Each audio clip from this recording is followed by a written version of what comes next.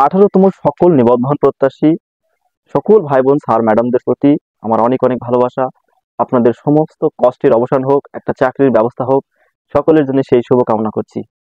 কিন্তু ভাই ভাব প্রার্থীরা বা ষষ্ঠ গণবিজ্ঞপ্তিতে যারা আবেদন করবেন, হবে তো চাকরি অনেকেরই হবে, সবার না হলে অনেকেরই হবে।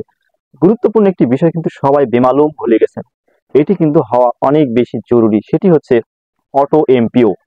অটো এমপিওটা হওয়া কিন্তু অনেক বেশি জরুরি। আমি আমার ব্যক্তিগত জীবনের অভিজ্ঞতা থেকে বলি, আমি কিন্তু এই এমপিওর জন্য সর্বমোট আমাকে 3 বার আবেদন করতে হয়েছে।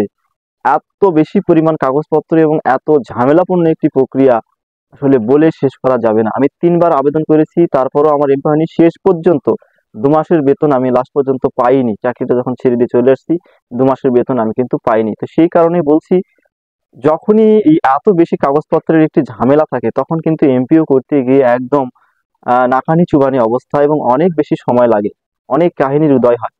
অটো এমপিওর ব্যাপারে কিন্তু প্রার্থীরা অনেকটাই নীরব হয়ে গেছেন এবং অন্যান্য বিষয়ের দিকে খেয়াল করেছেন। এমপিও ভুক্ত চাকরিতে প্রবেশ করার সবচাইতে গুরুত্বপূর্ণ পয়েন্টই হচ্ছে এমপিও করণ। যখনই এমপিও করতে যাবেন, বলা যায় ওই জুতার তলা শেষ হয়ে যাওয়ার অবস্থা। যথাসময়ে সবার যাতে এমপিও হয়, তাই আমি প্রত্যাশা করব, হয়তো অটো এমপিও চালু হবে কিনা জানি না, তবে এমপিও প্রক্রিয়াটিকে আরো সহজ করা দরকার।